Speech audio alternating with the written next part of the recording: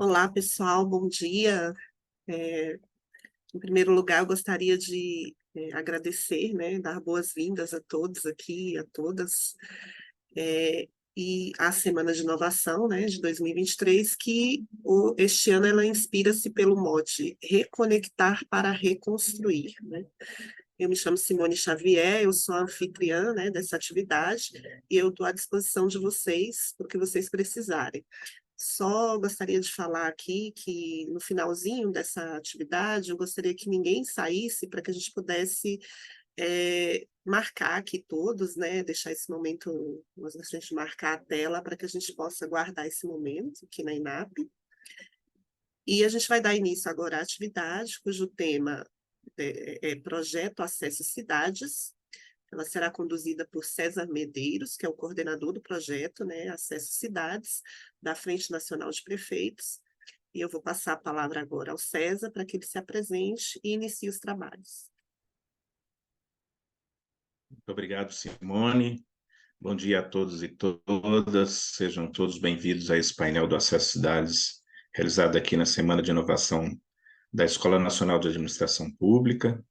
Como já fui apresentado, eu estou coordenador do projeto Acesso Cidades e nós somos da Frente Nacional de Prefeitos.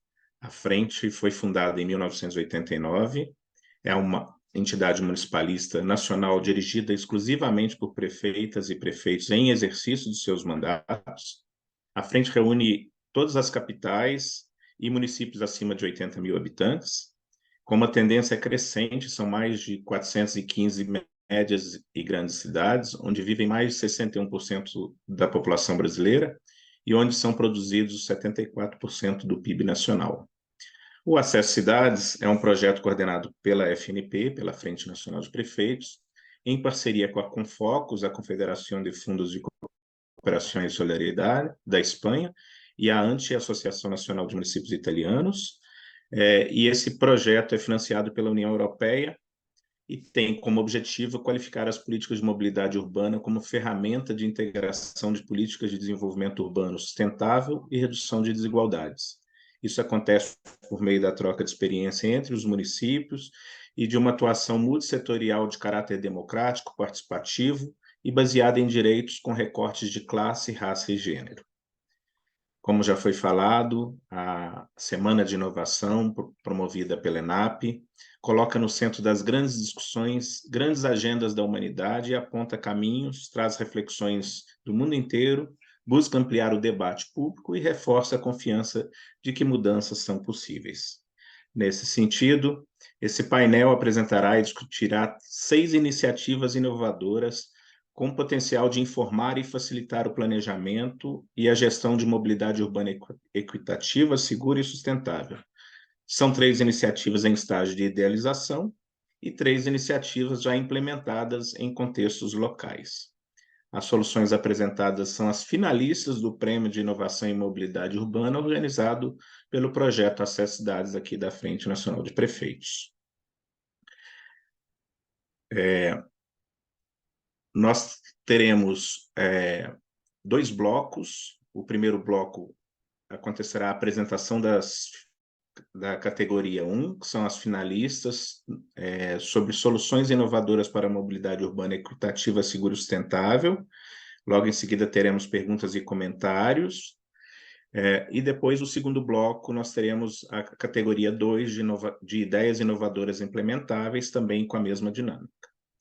Para falar um pouco desse prêmio, quero convidar a Tainá Bittencourt, que é especialista em mobilidade urbana, também aqui do projeto Acesso Cidades, para contar um pouco para nós o prêmio e um pouco do que será apresentado aqui hoje. Tainá, por gentileza.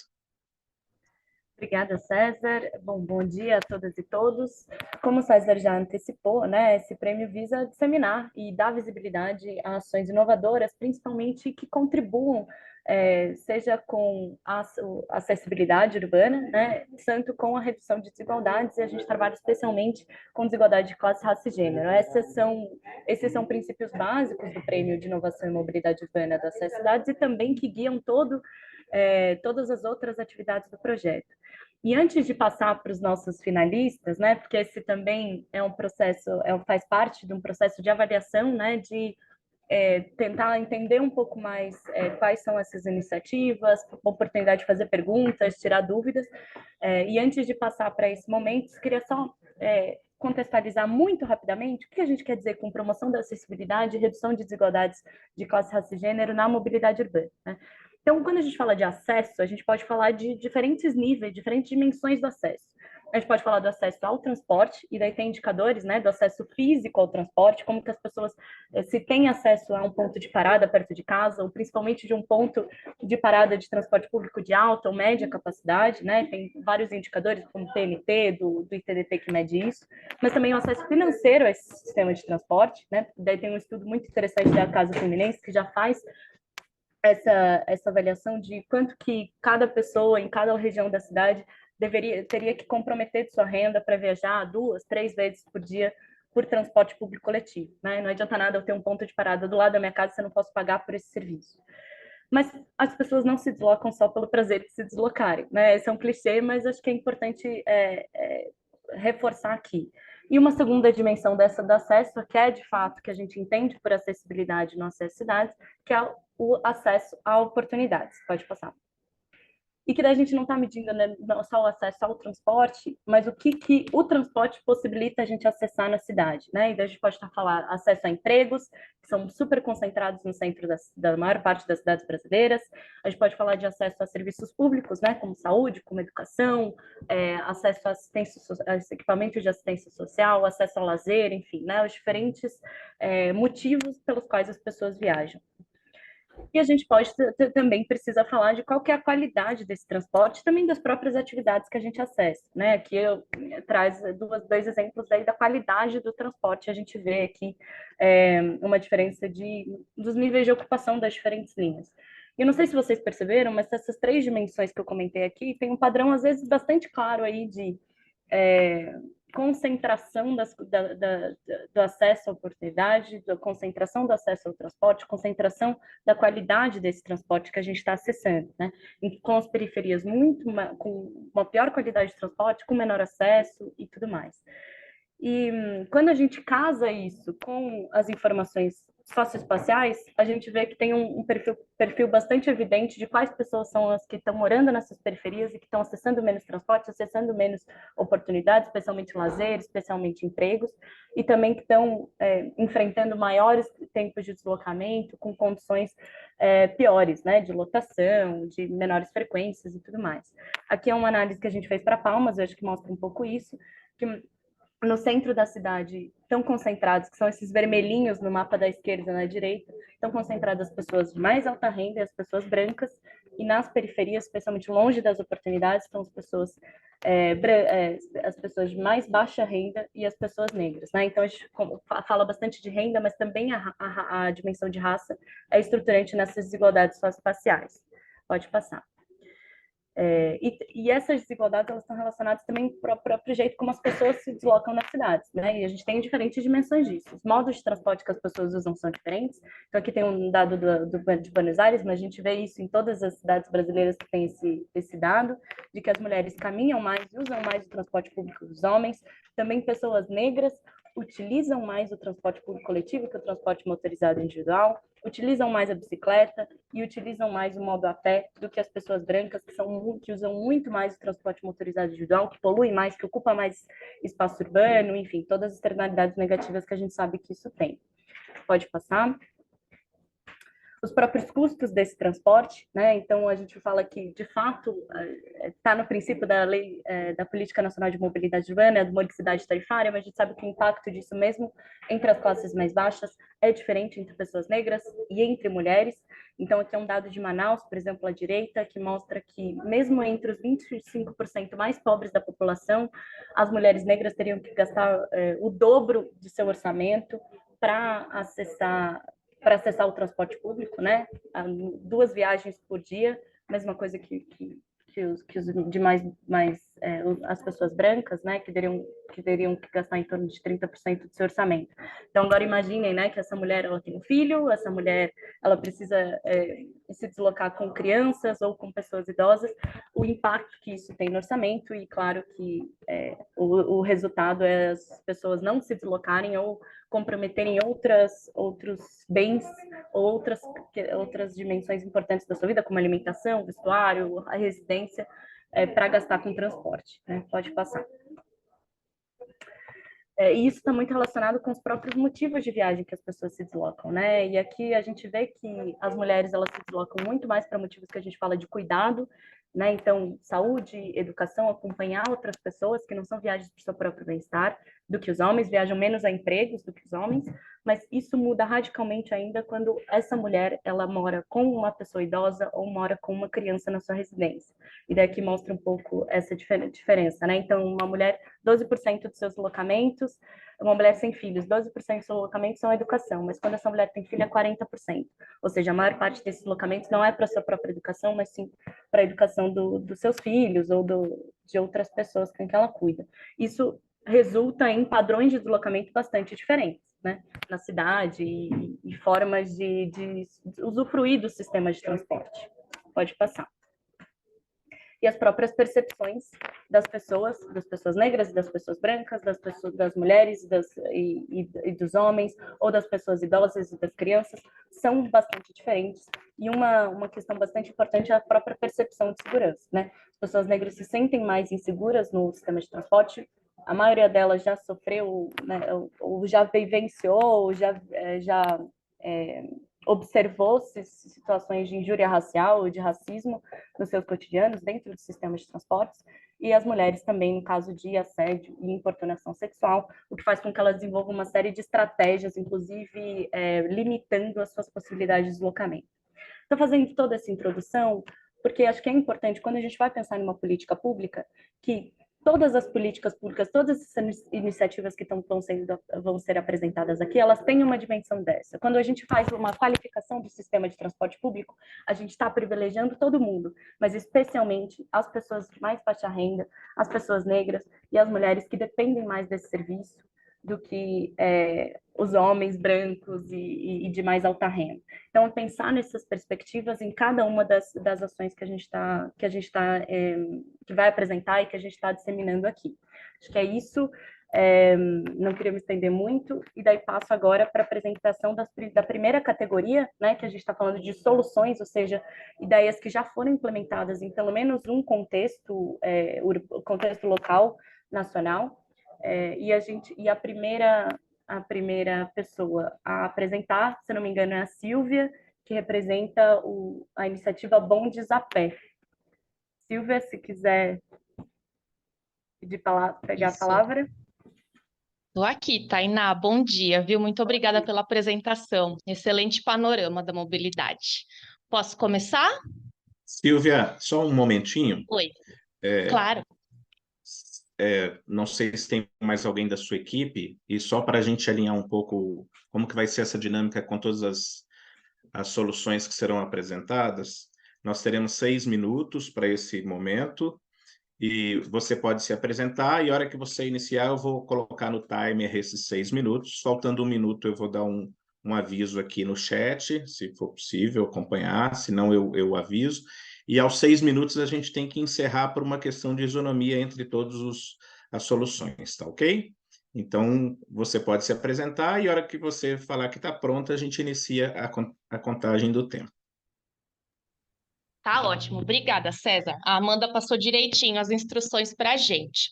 Bom, eu sou a Silvia Stuck, diretora fundadora do Instituto Corrida Amiga, que é uma ONG que existe desde 2014. Eu já posso começar minha apresentação. Bom, então, Ok, bom bacana. dia, bom dia, é uma enorme satisfação estar aqui ao lado desses projetos incríveis. Para nós é muito significativo que a mobilidade a pé, com soluções de baixo custo, inclusivas, sejam reconhecidas nesse prêmio de inovação, dado seu alto potencial transformador e de impactos socioambientais positivos para toda a coletividade. No cenário da mobilidade urbana no Brasil, sinistros de trânsito, de acordo com o Ministério da Saúde, são a principal causa de morte de crianças e adolescentes. Ainda, há situações de diversos tipos de violência que afetam especialmente mulheres negras periféricas em seus deslocamentos. Emissões de poluentes de fontes veiculares que reforçam a crise climática. Em paralelo, a OMS recomenda 150 minutos de atividade física por semana, que contribui para uma boa saúde física e mental. Ao ir a pé, você deixa de estar no trânsito e pratica atividade física. Soma-se a isso o desemparedamento da infância, brincar ao ar livre, levar e fazer escola para fora da sala de jaula. As crianças em contato com a rua e com toda a sua diversidade. Isso traz conexão e pertencimento à cidade, estimulando a cidadania ativa. Então, os bondes a pé, eles são caminhadas feitas em grupo com facilitadoras para acompanhar o trajeto e podem ser direcionados a alguns objetivos específicos. Aqui eu vou falar sobre os bondes pedagógicos, os de vistoria de caminhabilidade e o para eventos e shows. A preparação dos trajetos ela é feita por meio de vistorias antes do início das atividades para averiguar questões de segurança pública, viária e também levantamento de pontos de interesse atrativos ao longo do trajeto. E, quando possível, nós envolvemos os agentes públicos, secretarias de mobilidade, subprefeituras, por exemplo. E a escolha do trajeto, ele prioriza a maior qualidade de caminhada e a proteção ao pedestre. O primeiro bonde a pé, em sua vertente pedagógica, realizado em escolas públicas, ele substitui outros meios de transporte para passeios no entorno das instituições, conectando as crianças ao bairro e levando elementos lúdicos, corda, peteca, trena, contadores, bolinhas de sabão, que aguçam a curiosidade de quem participa da atividade. Há também bengala da pessoa com deficiência visual, elásticos que reduzem a mobilidade, para exercícios de empatia e diálogos sobre diversidade e inclusão. O bonde a pé de vistoria, ele é realizado em escolas, universidades, ONGs, com metodologia de análise de caminhabilidade simplificada e acessível ao público não especializado. Utilizamos aplicativos de qualidade do ar, pedômetro, decibelímetro, trena, contadores, cronômetros, cálculos de velocidade. As informações coletadas em categorias como acesso à cidade, meio ambiente, segurança pública e viária são compiladas em relatórios e encaminhadas para agentes distintos da comunidade escolar, setores públicos e privados. Já a vertente de eventos realizados em congressos e shows, acompanhamos as pessoas das paradas de transporte público até os locais dos eventos, estimulando que as pessoas façam essa última milha a pé. Em muitos casos, com o boom dos aplicativos, enquanto as pessoas ainda estão esperando serem aceitas por algum motorista, o bonde a pé já chegou. Economiza tempo e dinheiro, além da socialização de pessoas, possibilitando conversas e contatos profissionais durante a caminhada. Como alguns resultados, em 2021 e 2022, nos bondes pedagógicos, tivemos quase 6.000 participações de crianças e adolescentes em 10 escolas públicas. Percorremos 2.300 quilômetros, mais de 300 atividades, 650 horas ao ar livre, com uma emissão evitada de quase 540 quilos de CO2 equivalente. 75.000 calorias gastas, 24 horas de oficina com a participação de 124 integrantes do corpo docente das escolas.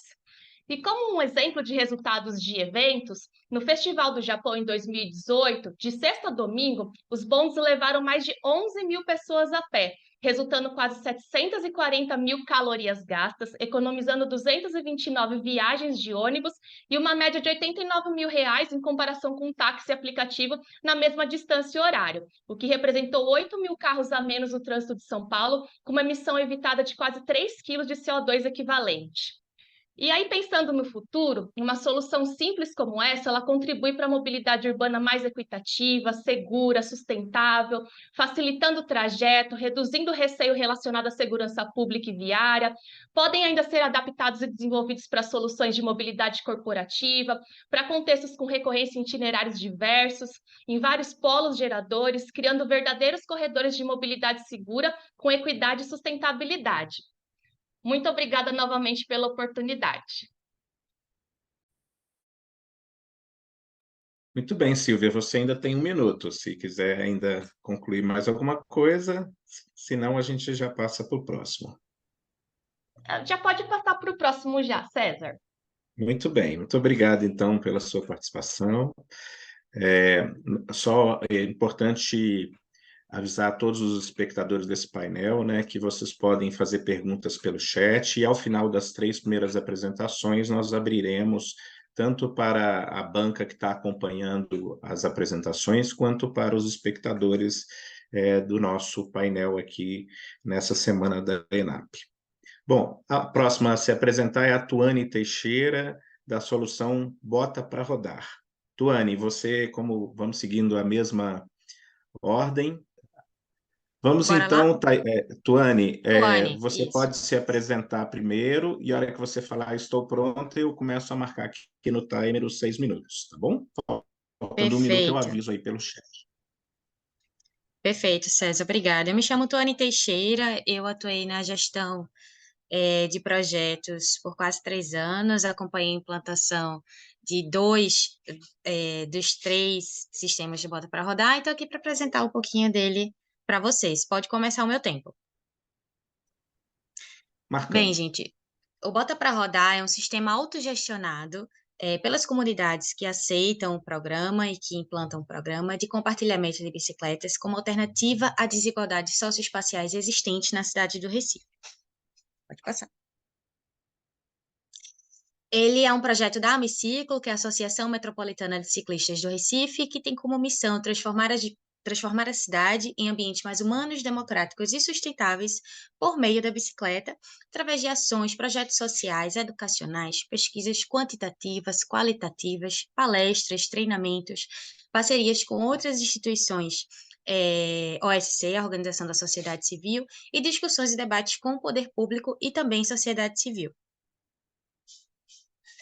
Contextualizando um pouco, eu vou trazer um pouco da cidade do Recife, mas acredito que vocês vão encontrar um espelhamento em outros grandes centros urbanos das cidades do Brasil. Uma das características que eu trouxe é a concentração de empregos e a concentração de moradias, as partes mais escuras em azul é de emprego e as em laranja de moradias, onde a gente vê uma centralização dessas oportunidades de trabalho, que, pode passar o slide, sendo o trabalho um dos grandes motivadores do deslocamento, né? Não o único, mas um dos grandes motivadores, como a gente vai poder ver mais na frente. E nesse contexto de Recife, a gente tem alguns títulos um pouco negativos relacionados à nossa mobilidade, mas principalmente ao transporte público. A gente tem, de acordo com pesquisas, o pior tempo de espera e de viagem no transporte público, o pior trânsito do país também, apesar de não ser o maior centro urbano da cidade. Pode passar. De acordo com a Pesquisa Nacional do Perfil do Ciclista de 2021 da Transporte Ativo, a gente tem trabalho, lazer e compras como grandes motivadores de deslocamento, mas também temos a razão para até a escola, faculdade e um pouco da intermodalidade. Porque aqui em Recife a gente ainda não tem isso tão integrado, a gente tem ônibus com metrô, mas não transporte ativo com o sistema público. Pode passar? E aí que entra o Bota para Rodar como uma mudança de paradigma, porque a gente tem os sistemas de bicicletas compartilhadas ofertados na cidade, públicos que são geridos pela Tembici, mas eles são, apesar de isso estar mudando um pouco de um tempo para cá, mas eu consigo afirmar que até então eles estão concentrados no centro da cidade ou nos bairros nobres próximos a esse centro. Então, eles contemplam um recorte socioeconômico populacional muito específico. E o Bota para Rodar, ele está localizado em zonas espaciais de interesse social, que são ZEIs, são em comunidades ou favelas dentro dos bairros de Recife, pode passar, que é baseado, assim, ele é baseado na ideia do Provas, das bicicletas brancas, em que as bicicletas eram deixadas na rua para que as pessoas pudessem pegá-las e utilizá-las como transporte.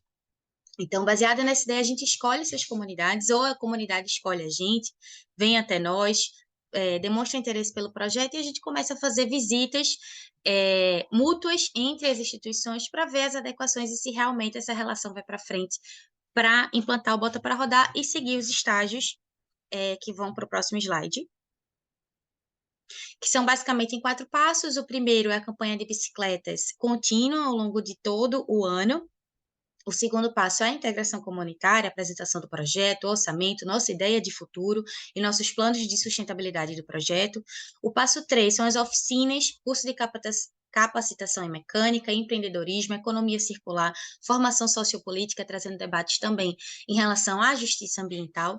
E o passo 4 é o sistema pronto, com todas as bicicletas prontas para utilização, já depois de um ano de integração comunitária, com o sistema de pertencimento mais fortalecido da comunidade com aquele projeto, e com auxílio de software de monitoramento, que a gente vai apresentar alguns dados aqui para vocês. Essas oficinas de mecânica, a gente tem o cuidado de disponibilizar 50% das vagas para as mulheres. Elas podem vir também em formato de curso de capacitação, com certificado, ou oficinas de curta duração, a depender da disponibilidade de cada gestão local, porque isso é feito de uma maneira mútua, as decisões. Pode passar, por favor.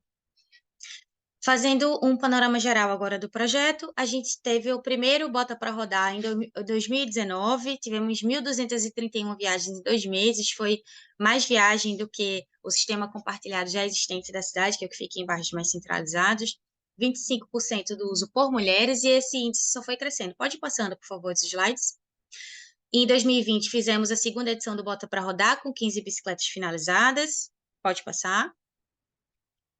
Em 2021, a manutenção do primeiro sistema e divisão dele em 2 pontos. Pode passar.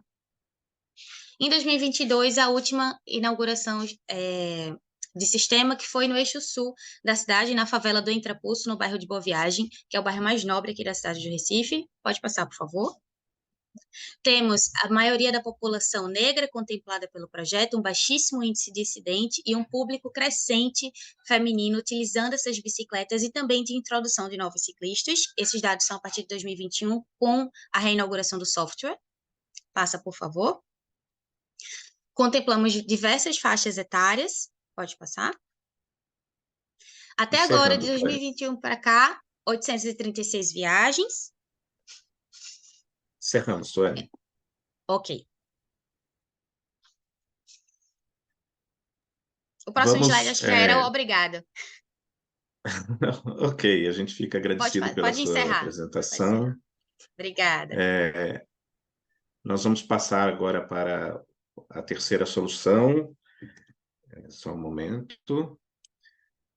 O buracômetro com Matheus Oliveira, seguindo a mesma dinâmica. Matheus, você se apresenta e a hora que você estiver pronto, a gente começa a marcar o tempo.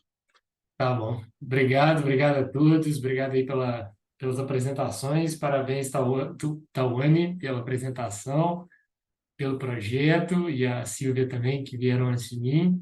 Meu nome é Matheus, eu sou professor do Programa de Engenharia de Transportes da COP, UFRJ, e essa solução que a gente está desenvolvendo é o buracômetro dentro do contexto do projeto MOB 4.0. Posso começar? Ok, Então, marcando. O buracômetro ele nasce dessa pergunta de que assim, qual cidade hoje tem a capacidade de saber quantos buracos tem em tempo real? A gente pode saber quantos buracos a gente tapou no mês passado, na semana passada, ontem, mas hoje essa é uma pergunta muito difícil de ser respondida. E onde que eles estão ainda é muito difícil ainda, porque a maioria das informações de buraco vem de equipes que estão em campo, de reclamações de pessoas que vivem na cidade, de habitantes, mas não é nada que vem de uma forma orgânica e contínua e estável e confiável. E a gente, pensando nesse problema, a gente pensou numa solução que usa da mesma técnica de mapeamento distribuído que a gente encontra no Waze, mas a gente usa o sistema de transporte público coletivo da cidade, ou seja, para evitar e mitigar gastos extras, para mapear não só buracos, mas lombadas e eventuais outras intercorrências e dispositivos asfálticos na cidade.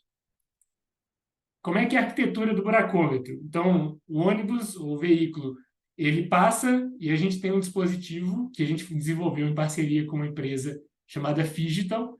E esse dispositivo tem uma inteligência artificial embarcada, detecta o buraco, comunica, e isso é transmitido direto para a plataforma de inteligência artificial, de planejamento, mapeando onde que estão as detecções dos buracos. Isso foi feito usando tecnologia de aprendizado supervisionado, primeiro para entender, através dos sensores de vibração e giroscópio, o que era um buraco, o que é uma lombada, o que é uma travessia elevada. e evitar confusões desse tipo, que a gente não quer. E depois embarcamos esse aprendizado dentro de um dispositivo inteligente, dentro dos veículos, para que ele automaticamente detecte e separe e notifique e mande a notificação, dizendo, olha, esse veículo passou num buraco, esse veículo passou numa lombada, esse veículo passou numa travessia elevada.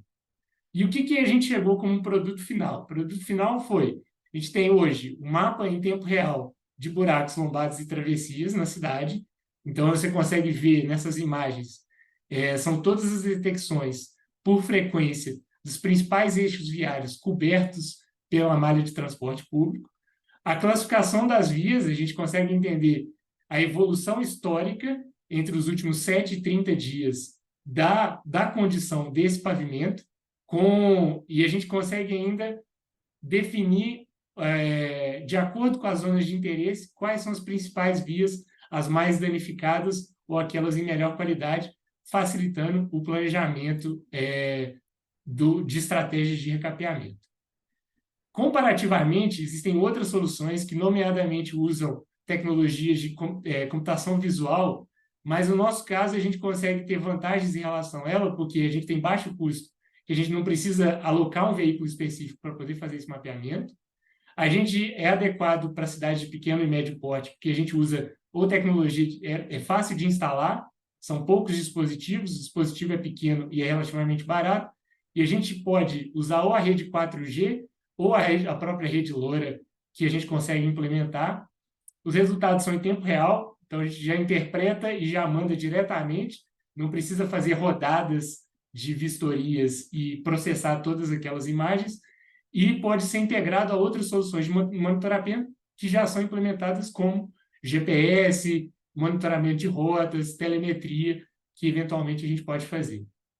O laboratório, onde a gente já implementou, a gente começou no dezembro do ano passado, a gente implementou a rede de LoRa, para vocês verem como é que é fácil implementar a rede de comunicação em campus. Instalamos 150 dispositivos em ônibus e vans, fazendo esse rastreamento. Na cidade, até fevereiro, a gente registrou mais de 1.300 registros de buraco, o que não quer dizer que são 1.300 buracos, mas que um ônibus passa mais de uma vez no buraco, então ele registra, e isso dá grau de confiabilidade. Então, em processo de customização do dashboard para acompanhamento dos eventos. Isso tudo isso, a gente, implementando de base, dentro do projeto de pesquisa, a gente investiu 500 mil em equipamento, software e homem-hora para desenvolver isso. No entanto, a gente já aprendeu, e hoje em dia, se qualquer cidade, pequeno, médio, grande porte, quiser implementar, a gente tem esse modelo de negócio.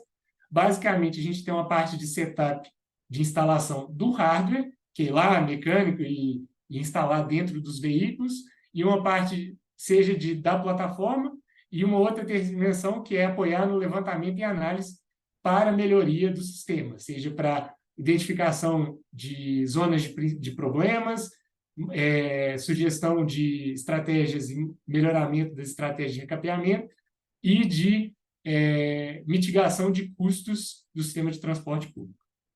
A pergunta que vem, e aí a gente chega aqui no projeto das necessidades, perguntando se é caro ou barato. Olhando para um sistema de BRT ou um sistema de ônibus, um buraco ele pode custar mais de 1 milhão, dependendo da quantidade de veículos que cai lá. E que caem, que quebram, e que tem seus danos, seja por um pneu estragado, que consegue ficar algumas horas dentro do sistema, consegue ser trocado em algumas horas dentro da garagem, mas também podem ser... Matheus, Oi? seu tempo terminou. Ok. Depois Eu não nós vi vamos abrir as questões. Tá ok. Eu Obrigado. agradeço pela sua apresentação também. Tá bom. Estamos rigorosos aqui com relação ao tempo para a gente manter a isonomia entre os participantes, tá ok? Sem problema. Peço desculpas, é porque eu não vi no chat, não apareceu para mim no chat a mensagem de que estava faltando 1 minuto. Eu ainda Tá estava bem. esperando, achando que faltava mais tempo. Tá bem? Bom, não sei se outras pessoas estão vendo a minha mensagem, acredito que sim. Mas está tudo certo. Nós vamos abrir agora para que a nossa banca de avaliação que está presente aqui possa se apresentar e depois da apresentação a gente abre primeiro para os avaliadores e em seguida para quem quiser fazer alguma questão dentro dessas 3 apresentações que foram realizadas. Então, por gentileza, Tainá, você poderia começar a apresentação? Posso começar? Bom, já falei um pouquinho, mas eu sou Tainá Bittencourt, sou engenheira civil, formada pela Universidade Federal do Paraná, doutoranda em engenharia de transportes pela Universidade de São Paulo, e sou assessora técnica para mobilidade na Frente Nacional de Prefeitos, especialmente aí tocando o projeto Acesso Cidades. Muito bem. Maria? Bom dia para vocês. Eu sou Maria Pejo, eu trabalho na área metropolitana de Barcelona. Nós estamos trabalhando com o Frente Nacional num projeto que se chama Acesso às Cidades, que vocês conhecem, né? E estamos colaborando e construindo junto também com outras reflexões vinculadas também à governança metropolitana. É um prazer estar aqui. E talvez depois possa fazer algumas perguntas sobre essa apresentação. Não pode? Depois? Ok. Obrigada por tudo. Perfeito, Maria, perfeito. Muito obrigado pela sua disponibilidade de estar com a gente aí, com o fuso horário bastante adiantado aí na Espanha. Muito obrigado pela sua participação. Leandro? Bom dia a todos. Meu nome é Leandro Avelino. Eu estou secretário de Transportes aqui no município de Praia Grande, São Paulo.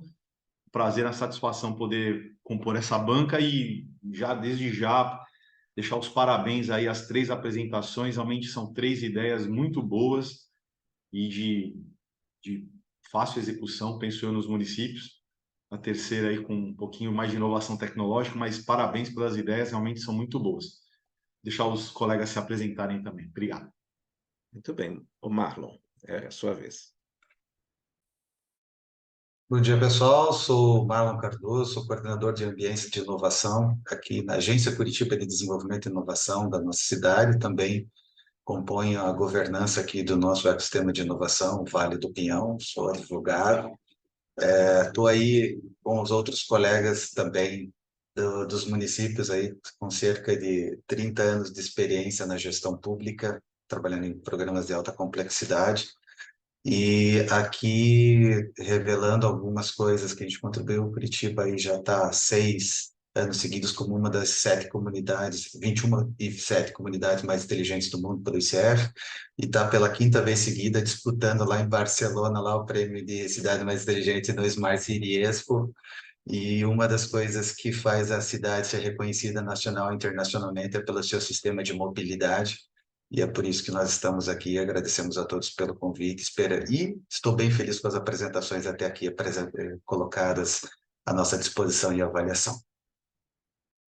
Muito obrigado, Marlon. Quero, em nome da coordenação do projeto Acesso Cidades, em nome da Frente Nacional de Prefeitos, agradecer você, Marlon, ao Leandro, nosso secretário de Praia Grande, a Maria, a Tainá, pela disponibilidade de participarem dessa banca de avaliação.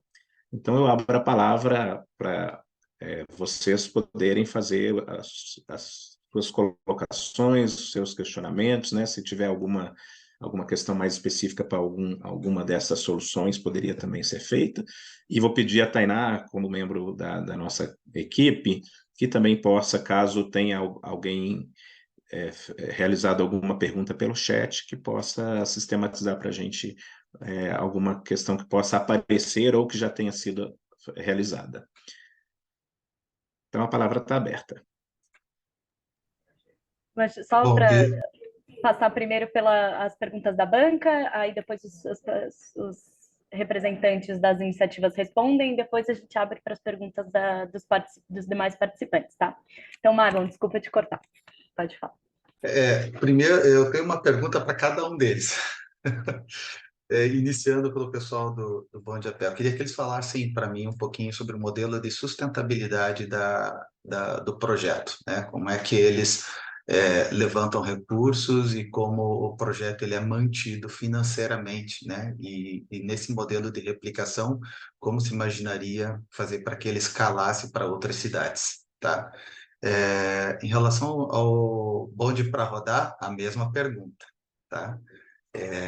E em relação ao buracômetro, como que eles veem como barreira de entrada as outras tecnologias de captura e interpretação de imagem já operantes no mercado, né? Desde as grandes Big Techs que fazem esse tipo de trabalho, como também as outras plataformas de captura de imagem e interpretação de demandas públicas pelos serviços. Então, são as 3 perguntas, né? A mesma pergunta para as 2 primeiras, e, por último, essa questão da barreira de entrada e competitividade da empresa para o buracômetro.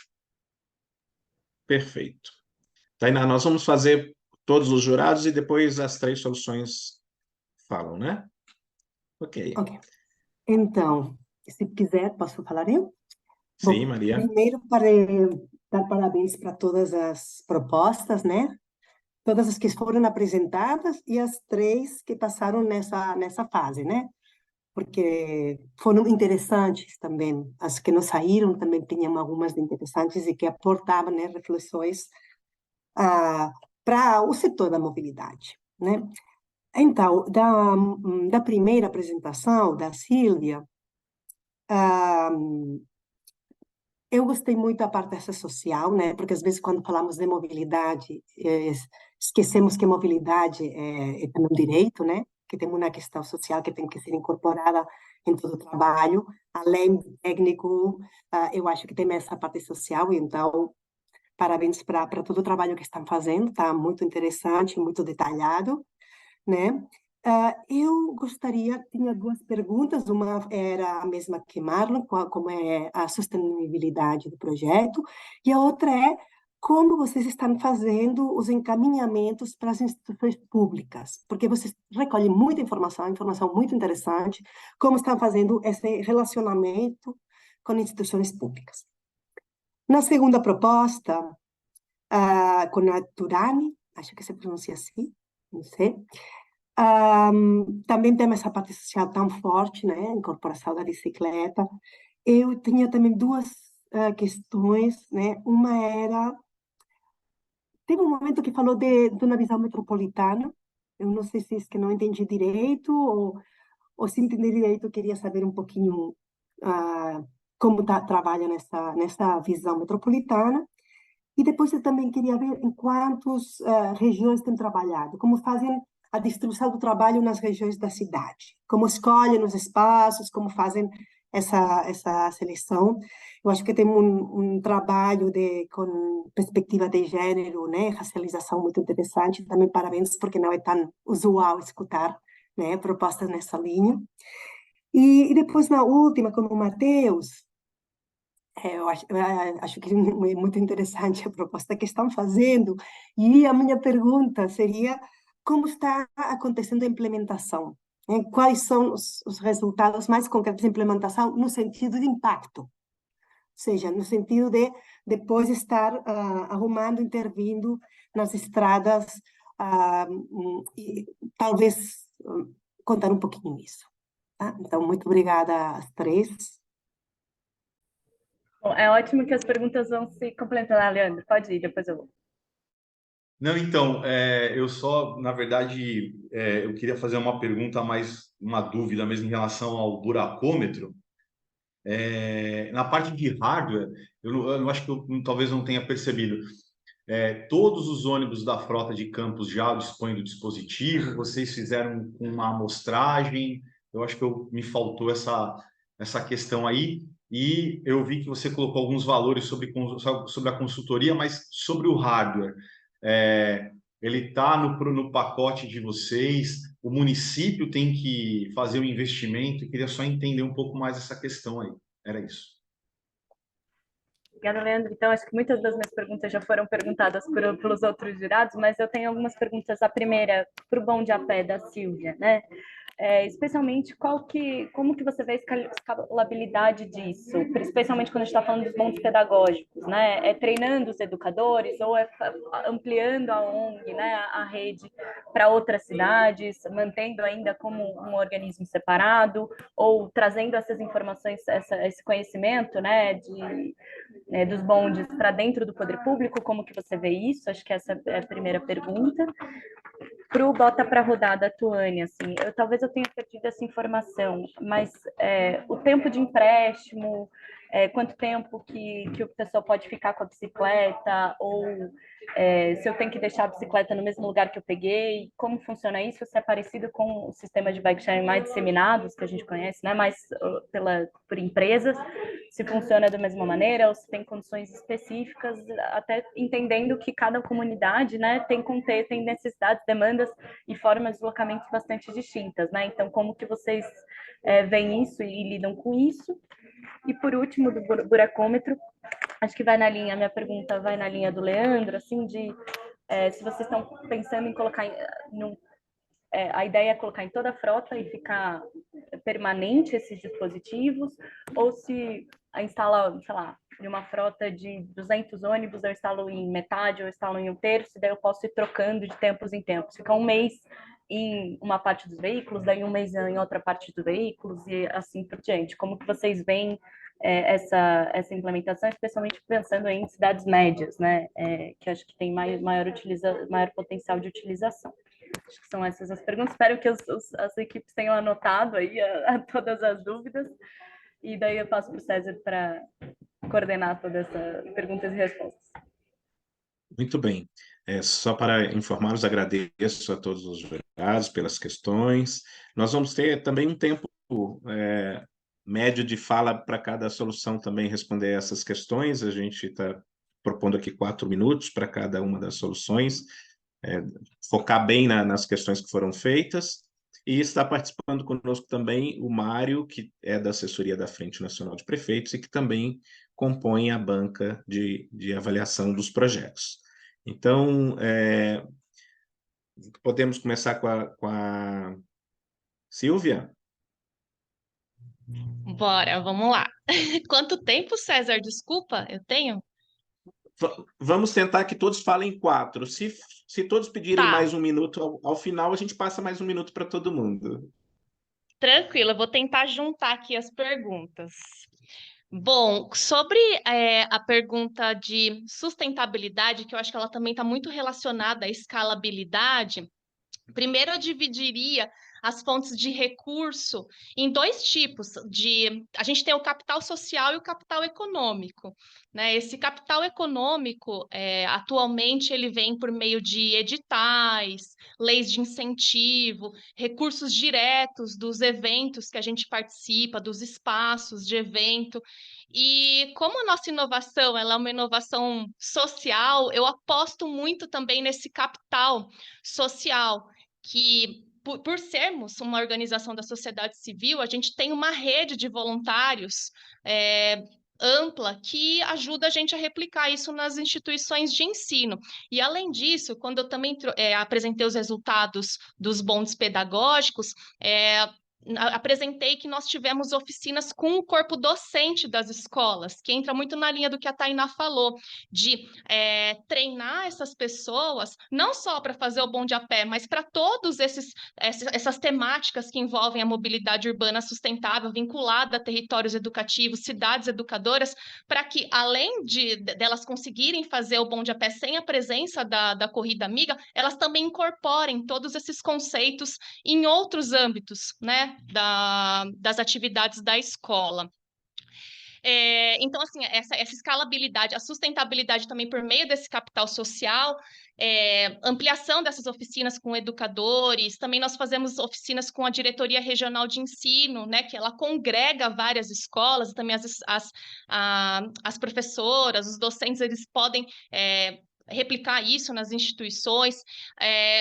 Falando do setor público, eu acredito que incorporar isso também dentro de secretarias, com oficinas, com projetos em conjunto intersecretariais, né, pensando que é um tema interdisciplinar e intersecretarial, trazendo pessoal da educação, da mobilidade, pessoa com deficiência, saúde.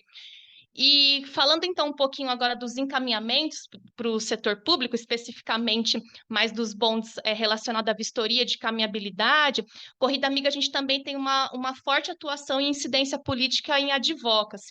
Então, a gente busca, junto com esse trabalho de coleta de dados, também potencializar essa frente, estimulando a cidadania, fazendo oficinas para apresentar quais são os canais possíveis de interlocução entre cidadão, cidadã e poder público, falando sobre lei de acesso à informação. Então, assim, tem todo esse trabalho também educativo, de formação de cidadania, né, para além da produção de um relatório em si. E o relatório também, a gente faz todo o encaminhamento formal com as subprefeituras, com secretarias, aqui em São Paulo, no caso, até a CET. Depois nós tentamos fazer também reuniões com todos esses atores, nas escolas, junto com as crianças, com os jovens e adolescentes, e buscando também trazer métodos participativos que dialoguem com esse público, não tão engessados. Acho que eu terminei, viu? Um minutinho do César, eu já falei, opa! Muito obrigado, Silvia. Tuane, por gentileza. Agradeço as perguntas, Marlon, Maria e Tainá. O plano de negócio, a sustentabilidade do projeto e o financiamento, ele é feito por meio de financiamento direto, ou por editais em que a gente inscreve esse projeto e passa o projeto, por campanha contínua e também por decisão da gestão comunitária de aplicar um valor para esse empréstimo. E que essa decisão ela não é da Amiciclo, né? O projeto é autogestionado por cada comunidade. Então, nós viabilizamos o programa, o sistema, nós apoiamos essa gestão, mas apoiamos principalmente as decisões comunitárias, tentando não exercer nenhum tipo de invasão cultural nesses territórios, que cada um tem a sua dinâmica institucional e de lidar com as bicicletas, com a comunidade, com a vizinhança. Isso vai interferir também no tempo de empréstimo, Tainá. Em relação a esse tempo de empréstimo, cada gestor ele vai deliberar um tempo específico e existe também algumas flexibilizações dentro das comunidades que tem a ver com as relações comunitárias mesmo ali do gestor com aquelas pessoas que estão utilizando o projeto e aí fica controle deles. Tem gente que pega e devolve no mesmo dia, tem gente que pega para passar 3 dias porque faz um percurso maior e fica mais difícil de voltar com a bicicleta no mesmo dia. Então, esse gestor ele faz essa flexibilização para que contemple a necessidade de deslocamento do usuário do sistema. Não tem como deixar a bicicleta em estações diferentes, porque essa gestão é diferente. Então, como não é a gestão unicamente da Amiciclo, então a gente não tem uma rede integrada, digamos assim, que o usuário vai tirar a bicicleta da estação 1 e vai deixar na estação 2. Não temos como fazer isso ainda, por ser essa gestão compartilhada entre a Amiciclo e outra instituição. E respondendo a Maria, a região metropolitana, ela foi citada no momento em que eu apresento a Amiciclo, a gente é uma associação de ações e projetos que se estendem para além de Recife, a gente tenta abarcar a região metropolitana de Recife, logicamente com um certo limite territorial, porque nós fazemos os nossos trabalhos unicamente com bicicleta, evitamos ao máximo, estatutariamente, assim, utilizar veículos motorizados, principalmente privados, né? Quando usamos é o público. Então, a gente tem essa limitação, mas temos ações e projetos específicos acontecendo na região metropolitana. Contudo, o Bota para Rodar, especificamente, ele acontece dentro de Recife. Como que essas regiões são escolhidas? O Bota para Rodar, ele é um projeto exercido em zonas especiais de interesse social, que a gente chama aqui de ZEIS. Eu não sei se é uma especificação da prefeitura só de Recife ou se é também de outras cidades, mas são zonas de classe econômica baixa, de vulnerabilidade socioeconômica, onde a gente tem esse perfil de maioria da população negra, maioria das famílias geridas por mulheres. Então, é esse público que o Bota para Rodar impacta e contempla.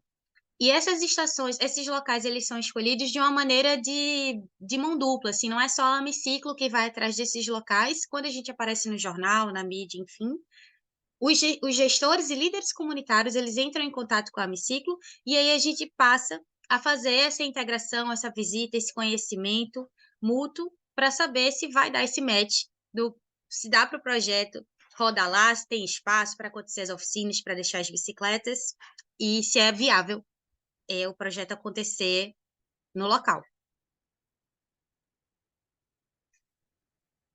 Muito bem. Tuane, muito obrigado. Vamos ao Matheus agora? Vamos sim. Obrigado aí pelas perguntas da banca. Então, vou fazer meio aleatório e vou cobrir todas. Então, sobre a otimização dos hardwares. Lá em Campos, a gente implementou 150 dispositivos, que corresponde a um pouco menos de 50% da frota total de ônibus e vans. A gente fez essa implementação dentro do projeto de pesquisa financiado pela FAPERJ, então a gente queria fazer uma cobertura e entender um pouco desse processo de implementação. A ideia é que, se a gente quiser implementar amanhã, por exemplo, em Curitiba ou em Praia Grande, a gente já consegue implementar e a ideia é tentar entender quais são as regiões que a gente quer ter mais resolução, ou seja, mais veículos passando com o dispositivo embarcado, quer dizer que a gente vai ter mais segurança de dizer que aquele buraco que foi detectado mais vezes, quer dizer que ele é mais provável de ser um buraco. Então, a ideia é a gente, numa operação full, ou seja, completa, a gente vai tentar sentar com o gestor e otimizar a quantidade de hardwares. Não precisa ser a frota inteira rodando, a gente vai tentar fazer uma estratégia de ter máximo retorno com o mínimo de investimento. O valor do hardware está incluído no pacote em formato de leasing, aquele valor de R$ 299 por mês. Então, a gente instala e, depois de um tempo, o dispositivo ainda pode até ficar com a cidade. Sobre a primeira pergunta, que foi a competitividade das Big Techs, como eu mostrei naquele slide, assim, comparado com as análises de imagem, a nossa solução ela tem uma vantagem que ela não precisa de ter os carros que ficam circulando, por exemplo, do Street View, a gente usa os próprios veículos, e ainda existe uma grande competitividade, que é uma coisa que a gente já ambiciona, já intenciona, que a gente pode complementar com serviços de rastreamento que já são instalados de GPS hoje. Então, é quase como se fosse um adicional daquele tipo de tecnologia. Ou seja, isso reduz drasticamente o custo da solução comparado a essas soluções de análise e possibilita uma análise em tempo real. Ou seja, enquanto tempo tiver o veículo rodando com o dispositivo embarcado, você vai estar coletando os dados. E aí pode aparecer um buraco amanhã, eu vou saber depois da manhã. E aí, por assim, assim sequencialmente, e diferente de um sistema de filmagem da cidade, que eu filmo uma vez e depois só vou repetir isso daqui a 1 ano, 2, dependendo de algumas áreas onde eu tiver mais interesse e outras áreas onde eu tiver menos interesse. E aí o que a Maria trouxe, a pergunta dela, acho que talvez eu vou dedicar mais tempo, sobre o processo de implementação e o impacto, a gente testou a tecnologia e já tem os dados apresentados dentro da plataforma. Agora, entender o que esses dados podem servir, a gente agora na segunda fase. A gente está entendendo que a gente pode otimizar o processo de recapeamento da cidade, economizando em tempo de equipe para poder fazer isso, custos, material e gestão até mesmo dos contratos de recapeamento. Uma outra coisa que a gente pode ver, e aí mais orientado para o transporte público, a gente já foi procurado por empresas de transporte para poder monitorar resistência de peças, materiais, pneus, desgaste, que eventualmente podem ser otimizados através de uma correlação com o asfalto. E acho que acabou meu tempo, né? Isso mesmo, Matheus, estamos nos segundos finais. Obrigado. Agradeço a sua participação aí.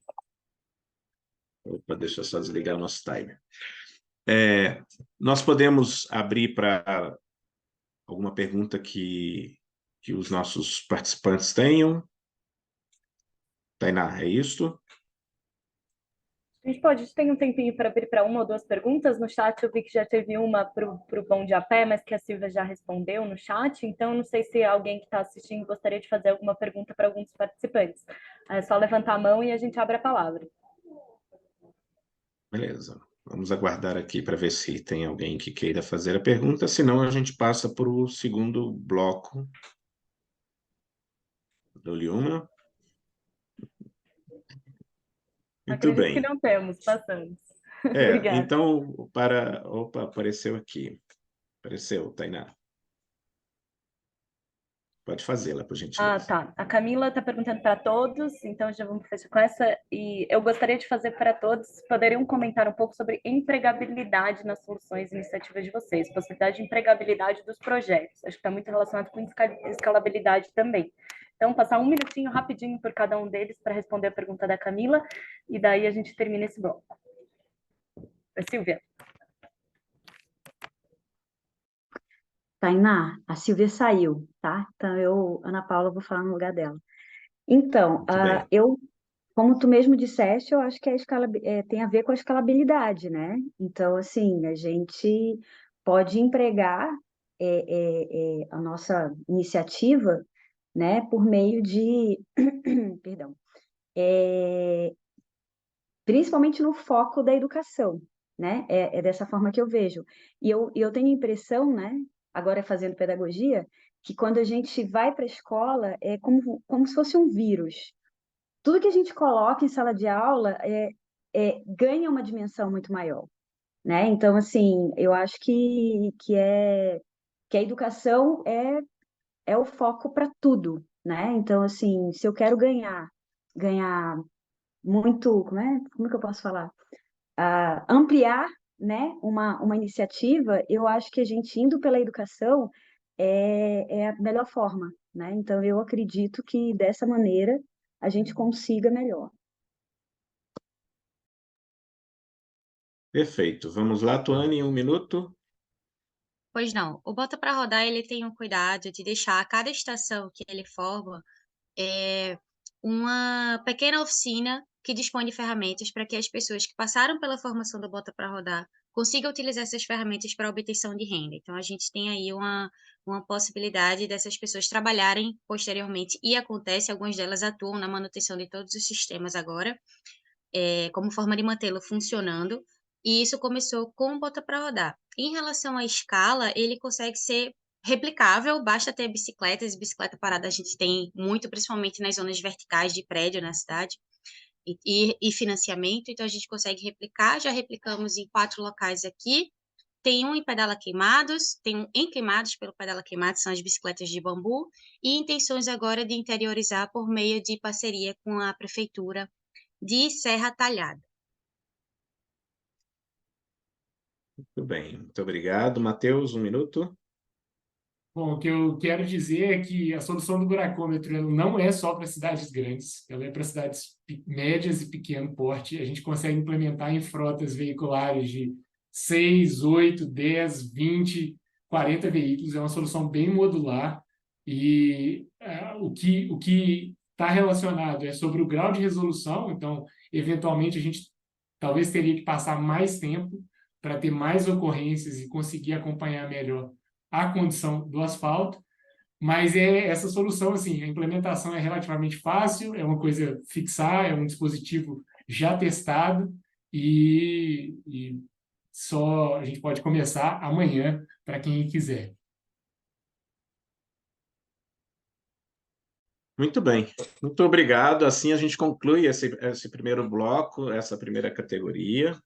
E nós vamos passar para a segunda categoria de ideias inovadoras implementáveis, seguindo a seguinte ordem. Vai falar primeiro Arejabos, o Leonardo, o Pátio Virtual, o Andrei, e acima a Ana Carolina, tá ok? Bom, acredito que eles acompanharam a nossa primeira rodada, estão acostumados com a nossa metodologia, vou seguindo aqui o tempo. Faltando 1 minuto, eu coloco no chat o minuto de encerramento para a conclusão da fala. Então, Leonardo, você está pronto? Podemos começar? Você se apresenta. A hora que você estiver pronto, eu começo a marcar aqui no nosso timer o seu tempo. Beleza, bom dia pessoal. Estou pronto sim, eu sou o Leonardo, sou o cofundador da Areja. E sim, podemos começar, ok? Ok. Beleza. Bom, pessoal, eu venho aqui contar para vocês uma história real, que é a minha história, né? Eu faço parte dos milhões e milhões de brasileiros que pegam os milhares de ônibus existentes no Brasil e que passam calor dentro deles, porque esses ônibus chegam a atingir 44 graus Celsius. E também sofrem, né, com problemas de saúde, porque ônibus fechado acaba sendo um sinônimo de proliferação de vírus e bactérias. Mas já existe uma solução, Léo? Sim, já existe, que é o ar-condicionado. Contudo, ele impacta em R$ 60 mil a mais no ônibus urbano. Ele aumenta em 25% o consumo de combustível, e isso impacta diretamente as emissões de gases poluentes e ainda mais, ou pior, impacta diretamente os custos operacionais e acabam tendo que ser arcados por pessoas de baixa renda, pessoas que não têm necessariamente tanto para poder dispor com o transporte público. Então, imagina você sair do subúrbio ferroviário de Salvador e ir até o centro da cidade para uma entrevista de emprego e chegar lá estressado, com calor, totalmente suado, para ainda começar o seu dia. E foi isso que eu passei por muito tempo, por isso que eu desenvolvi essa solução. E isso tudo acontece em um mercado de ônibus urbano que estima-se ter cerca de 107 mil ônibus em operação, sendo 70% deles sem qualquer nível de climatização, em 1.800 empresas operadoras, e só até setembro de 2023, mais de 8 mil veículos foram fabricados aqui no Brasil. E essa solução chama-se Areja Bus. O Areja Bus é uma climatização natural por meio de uma ventilação inteligente que utiliza a própria movimentação do ônibus para poder gerar um fluxo de ar dentro dele, de forma que a gente melhora a sensação térmica e a qualidade do ar para os passageiros e trabalhadores do transporte público, de forma que ela pode ser uma alternativa ecológica e de baixo custo em relação ao ar-condicionado. Ele é basicamente dividido em 4 partes. Nós temos os captadores de ar e os exaustores, que ficam localizados no teto do ônibus de forma bem simples, atendendo a norma que é a NBR 15.570. Então, eles permitem entradas e saídas de ar através do teto, conforme o movimento do ônibus. E também temos as venezianas, que elas são colocadas nas janelas do próprio ônibus, permitindo que o passageiro possa abrir e fechar os vidros, mesmo em dias chuvosos, ou seja, ele pode manter a janela aberta mesmo se estiver chovendo. E claro, se o ônibus estiver parado, nossa parte natural não vai funcionar. Então, por isso, nós temos esses controladores, nossos sistemas embarcados, que coletam essa informação de velocidade do ônibus e, com base nela, faz o acionamento dos ventiladores e exaustores para que a gente possa manter a ventilação acontecendo a todo momento e que possa, sim, dar um benefício para a população em termos de sensação térmica e de bom nível de qualidade do ar. Nada melhor do que falar e demonstrar uma simulação muito simples, que é feita com um ambiente simulando um ônibus com uma fumaça. E à medida que essa ventilação externa vai acontecendo, você vai clareando esse ambiente, demonstrando justamente o impacto que ele tem na renovação do ar desse ambiente, obviamente, novamente, seguindo as normas. E nada melhor também do que mostrar uma simulação em ambiente controlado, é mostrar uma simulação que nós fizemos também na prática. Foi um projeto piloto realizado lá em Campinas, no início desse ano, com a Itajaí Transportes, em que nós comparamos os resultados de 3 ônibus diferentes. Um com o Areja Bus, outro com a ventilação convencional e outro com ar-condicionado elétrico. Os resultados são muito interessantes. 9 a cada 10 pessoas que estavam dentro do ônibus com o Areja Bus atestaram que não estavam passando calor dentro dele. Isso porque nós conseguimos ter uma melhoria da sensação térmica de 3 graus Celsius em relação a um ônibus com ventilação convencional, mantendo um bom nível de qualidade do ar, testado por um laboratório especializado. Tudo isso com 0 emissão de CO2 por conta de não ter impacto no consumo de combustível. E ainda melhor, a gente consegue reduzir 30% no consumo de energia elétrica das baterias, o que acaba sendo muito interessante quando a gente pensa na eletrificação das frotas, né? Você reduzir o uso das baterias e aumentar a vida útil delas. Tudo isso acontece por conta de uma equipe muito capacitada. Eu sou o senhor cofundador, o Pedro Rocha também cofundador e atua no desenvolvimento de software. O Vitor Cunha é sócio, mentor, atua há muito tempo no mercado de ônibus urbano. A Marília Bortolotto faz nosso marketing digital e o João Simões atua no desenvolvimento de produtos. O nosso modelo de negócio ele é um modelo de negócio B2B, em que nós levamos o projeto de ventilação específico para cada modelo de ônibus, levando todos os itens essenciais do produto, todo o serviço de instalação, insumos, em treinamento personalizado para que a gente possa fazer com que as empresas operadoras e os órgãos gestores possam dialogar dentro de um mesmo patamar em relação à solução. Olha, pessoal, essa é uma solução que ela atende a norma, ela é segura por conta disso. Nós conseguimos aplicar em ônibus que já estão em operação, então nós podemos mudar essa realidade do transporte público hoje. Nós fizemos essa rodada de piloto, validamos, e agora estamos em rodadas de teste de pré-implementação em São Paulo, Osasco, Panambi e Goiânia, e agora estamos dialogando com os órgãos gestores e as empresas operadoras para conseguir, de fato, fazer essa primeira implementação do Areja Bus. Ok? Essa é a solução da Areja. A Areja visa solucionar problemas de impacto socioambiental com foco no que realmente importa, tá? O planeta e as pessoas. Muito obrigado pelo tempo. Muito obrigado, Leonardo. Vamos para o Adriel, do Pátio Virtual. Adriel, você pode se apresentar e, a hora que estiver pronto, a gente começa a marcar o seu tempo. Ok. Deixa eu só iniciar minha apresentação aqui. Bom, vocês estão vendo a minha tela, né? Não estamos. Só um minutinho.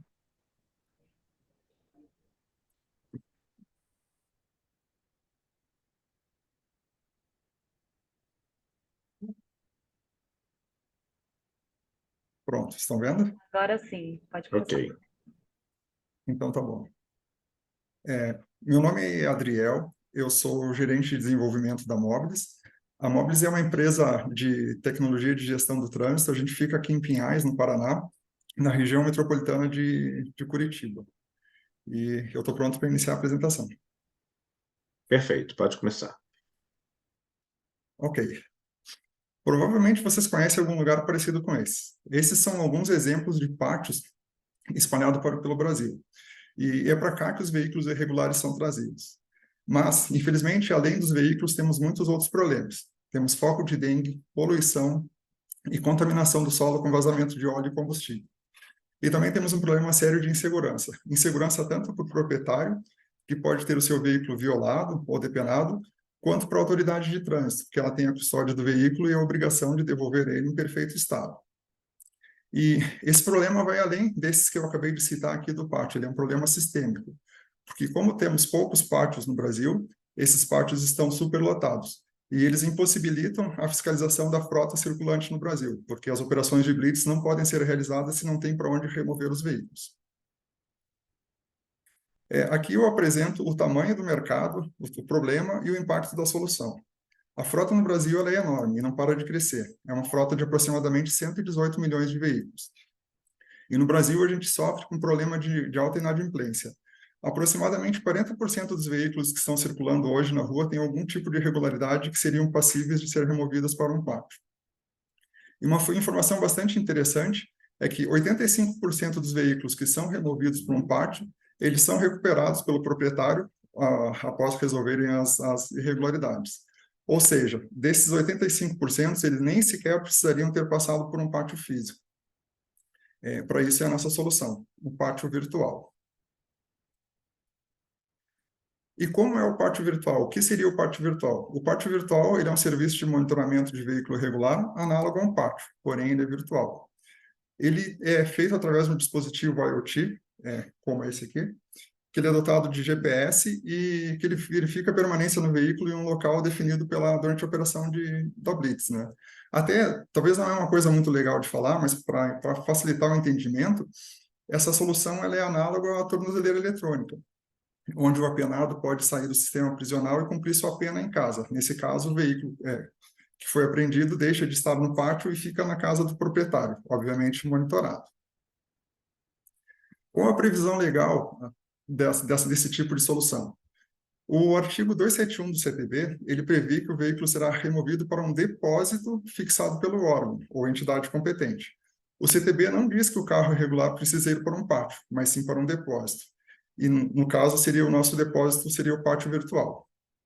Outra alteração do CTB que favorece esse tipo de solução é que, recentemente, em 2023, o CTB dá aos municípios a autonomia para fiscalizar infrações que antes eram competência somente do Estado. Então, as prefeituras que vivem o problema da mobilidade e da baixa arrecadação na sua cidade passam a ter a gestão para atuar diretamente nesse tipo de problema. Vale a pena lembrar que 50% do valor arrecadado pelo IPVA é do município onde o veículo é registrado. e esse recurso pode ser utilizado para beneficiar os cidadãos em diversas áreas, como saúde, educação, transportes, e toda a população será beneficiada com isso. Agora, falando aqui sobre as vantagens desse projeto. Bom, primeiro, a gestão local e ágil. Como eu falei, até pela previsão legal, ela pode ser feita pela própria prefeitura, e o que isso agiliza bastante esse tipo de fiscalização.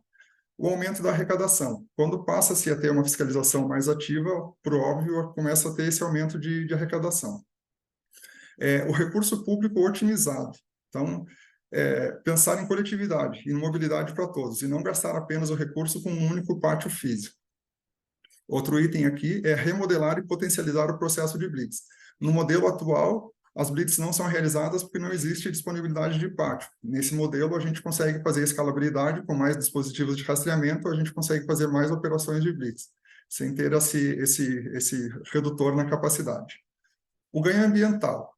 O ganho ambiental está relacionado que a gente pode ter menos veículos em mau estado de conservação na rua, porque a gente vai ser mais eficiente nesse tipo de operação. E a comodidade para o proprietário. Como a gente já falou anteriormente, tem a questão do risco do veículo que fica dentro do pátio. Eu, particularmente, se tivesse meu veículo apreendido numa blitz, eu gostaria de ir com ele para casa até que eu pudesse resolver a situação e depois regularizasse devolvendo o dispositivo.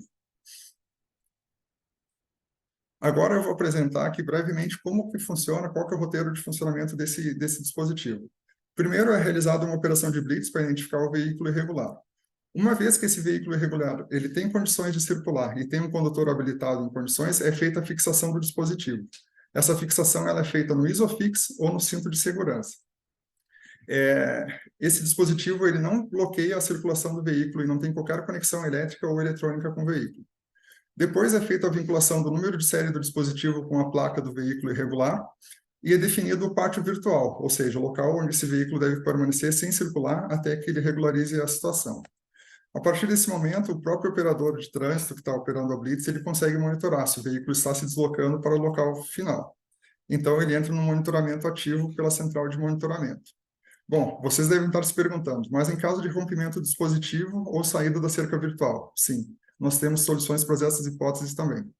Bom, finalizando, essa é a nossa solução, inovadora, viável, sustentável e baseada no princípio da coletividade, que rege a mobilidade urbana. Obrigado. Muito obrigado, Adriel. Muito obrigado aí por manter-se no tempo também. Vamos lá, Ana Carolina, da cima. Ana, você pode se apresentar e a hora que estiver pronta, a gente inicia aqui a sua contagem de tempo. Ok, vou só fazer o teste aqui do compartilhamento. Aí vocês podem me dar o ok se estiver aparecendo.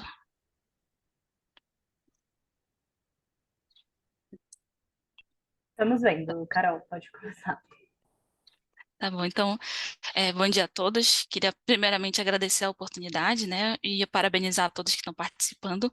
Meu nome é Ana Carolina Dias, eu sou arquiteta, doutoranda na Engenharia Elétrica na UFPA, e sou representante aqui do Centro de Eficiência Energética da Amazônia, que traz essa solução. Posso começar? Tudo bem, marcando.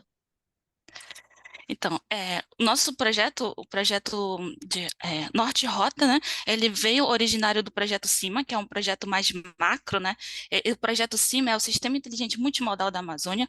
Esse projeto, ele veio através do PID da ANEEL, que era um PID estratégico de eletromobilidade, iniciado em 2018, que foi uma parceria entre a Norte Energia, a ANEEL, a UFPA e demais parceiros. Esse projeto macro, ele tem uma infraestrutura grande, né, que compõe o Smart Campus, né? Então, nós temos um ônibus elétrico, um barco elétrico, né, para atender a comunidade de Ribeirinha e litorânea da cidade de Belém, assim como a energia renovável que abastece esses modais, é um projeto multimodal, toda a infraestrutura de rede com armazenamento de energia e também eletropostos para esses veículos. Essa infraestrutura toda ela foi aplicada no campus universitário, né, a Universidade Federal do Pará, que é uma cidade litorânea que tem circulação de 50 mil pessoas por dia, 2 mil hectares, então tem uma proporção de mini cidade. E toda essa infraestrutura ela é monitorada, né, por aplicativos e redes de IoT, e essa infraestrutura é levada para um banco de dados e para software de gestão. Esses softwares de gestão vão culminar no um aplicativo que vai dar acesso para a população, que é o Norte Rotas. Então, só contextualizando para vocês, agora falando basicamente do Norte Rotas, toda essa infraestrutura que eu falei, ela está sendo conectada, levada essa informação através de uma rede LoRa para os gateways do projeto e tá transmitida para o middleware, que é o DojoT, que é uma rede na nuvem, né, que vai armazenar todas essas informações. Essas informações são coletadas e enviadas para o software de gestão de eficiência das frotas, né, dos multimodais, e aí depois ele tem uma outra etapa, né, que é a coleta de dados, dados qualitativos, que são também levados para o banco de dados do nosso servidor, e esses dois softwares que vão compor o Norte Rotas. Então, é onde a gestão vai administrar todas essas informações e levar para esse aplicativo. Então, basicamente, o primeiro software web, ele é um software que vai integrar todas essas funcionalidades, né, dos modais, que vai disponibilizar para a governança, né, seja os agentes governamentais ou empresas que vão utilizar essa tecnologia, dando informação de quantidade de passageiros, consumo de combustíveis, que seria ou a eletricidade, né, ou combustível ou gasolina, dependendo do modal, no nosso caso a eletricidade, as emissões de CO2, que é a pegada de carbono, informações sobre a infraestrutura toda da rede, né, e variáveis do desempenho também desses modais, no caso a temperatura e umidade do nosso projeto. Aqui, como vocês estão vendo no vídeo, é só uma demonstração de como pode ter acesso a esse painel estatístico com dados estatísticos disponibilizados. Bom, e seguindo aqui, nós temos também o software número 2, né, que é um levantamento de cadastro de dados. Lembrando que esses dois softwares estão restritos à equipe técnica multidisciplinar, que ela vai fazer um levantamento e cadastro de informações qualitativas das rotas. Como ela funciona? Pelo vídeo dá para ver aqui que a gente faz uma simulação da rota, né, ponto de partida e ponto de chegada, e essa equipe ela vai coletando informações de qualidade da rota, se ela tem uma boa iluminação, se ela tem acessibilidade, de acordo com a NBR 9050. Então, a gente vê se tem piso tátil direcional, quais são as informações para as pessoas que tem deficiência, né, uma portabilidade reduzida. Questão da segurança também, então a equipe já faz uma prévia análise se a rota é segura ou não, se ela é muito soturna, se ela é mal iluminada, condições de estado de conservação dessa rota, tipo de pavimentação, o meio ambiente ao redor, e depois a gente faz esse cadastro no banco de dados, salva essa rota, então todas essas rotas que estão salvas nesse software, ele vai compor o banco de dados do aplicativo que as pessoas vão ter acesso. Essas informações são guardadas no banco de dados do projeto e esses dois softwares têm comunicação lá com o banco de dados de mapeamento também. Então, aqui a gente apresenta de fato o Norte Rotas, né? Então, toda aquela infraestrutura, os dois softwares que falei, é da equipe técnica que faz a gestão e levantamento de dados, e as pessoas vão ter acesso a esse software móvel, que é uma ferramenta digital, que vai nortear, né? Por isso que o nome Norte Rota vai nortear a população no uso de informações de forma acessível, segura e sustentável. A gente vai trazer informações qualitativas, esse é o diferencial dos outros aplicativos. Então, a gente está pontuando 3 aspectos principais, né? Acessibilidade, né? Das pessoas, possibilidade de escolha por caminhos que sejam mais adequados à sua condição física, a questão da segurança, né, de direcionamento de caminhos mais seguros, tem o suporte para emissão de alertas também, se as pessoas tiverem algum obstáculo na rota, uma importunação sexual, a questão das mulheres que passam muito por isso em transporte público, comunicação em tempo real com agentes de segurança, nosso intuito, e a conscientização ambiental, porque as pessoas têm uma noção do impacto da rota que elas vão pegar, então elas simulando, elas têm uma noção de quanto é a emissão de CO2 se ela pegar aquela rota, né? Então, a replicabilidade ela pode ser para qualquer cidade, qualquer empresa, né, que queira usufruir desse dispositivo, e ele também nos dá um auxílio na tomada de decisões para melhoria da infraestrutura urbana, né? Então, os gestores que estão a par de todas essas informações podem saber aonde eles precisam melhorar a infraestrutura urbana que não tem acessibilidade, que não tem uma boa iluminação. E é isso, gente, muito obrigada. Não sei se eu estourei meu tempo. Não, não estourou, não. Pelo contrário, todos foram muito leais ao nosso tempo aqui. Eu fico muito agradecido e vou abrir a palavra, então, para os nossos avaliadores. Quem desejar falar, por favor. Eu queria fazer uma pergunta para a Carol, do Norte Rotas. Eu poderia dizer que o Norte Rotas é praticamente uma rede social de mobilidade para o pessoal do Norte, para poder integrar todos os modais, caminhos, se são seguros, se tem asfalto, se é terra, enfim, é mais ou menos isso? Vou pedir Já para pode ela só responder? para você. Não, a gente vai fazer a primeira rodada e daí você responde, tudo bem? Tá ok. E se quiser, Vamos lá, também Maria. dar parabéns a todas as propostas. Acho que são muito interessantes, até as que não saíram nessa roda, mas apresentaram também. Tivemos um debate muito interessante, né? Os avaliadores. Então, também queria agradecer a todo mundo que participou nesse processo. Então, eu tenho uma pergunta para a primeira, para o Leonardo. Você pode falar um pouquinho da manutenção das equipes DA? Como vocês estão pensando nesse elemento? Para a segunda proposta, Maria, parece que seu som deu uma abafada e ficou difícil compreender, pelo menos para mim aqui.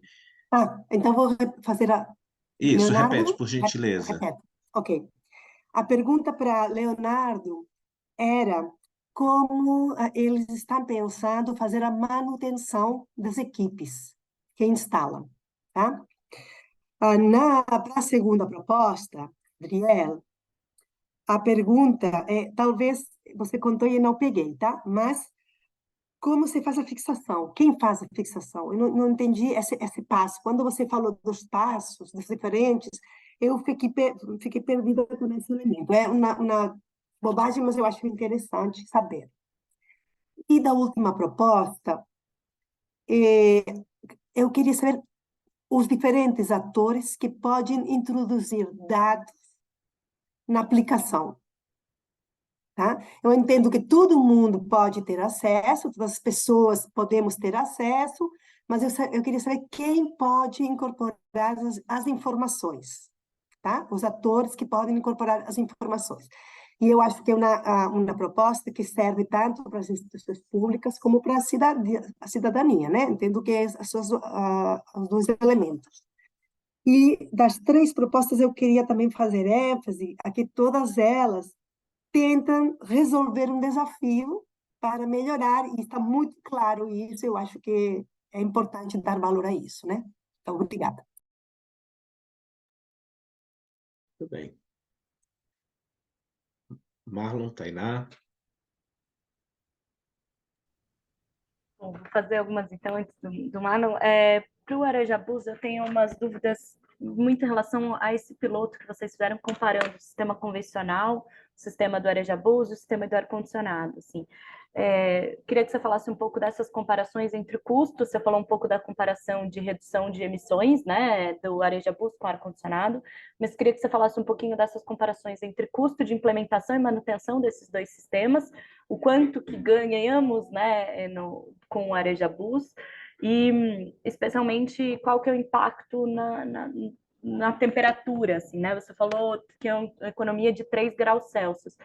É o máximo que é possível obter em cidades muito quentes, por exemplo, aqui em Brasília. Como que você acha que seria implementável ou não, ou seria mais para um contexto com temperaturas um pouco mais amenas? Qual que é o contexto de implementação? Porque você citou algumas cidades e elas são bem diferentes entre si. Então, eu queria que você comentasse um pouco isso. Qual que seria um contexto ideal de implementação do Arejabus? Para o segundo...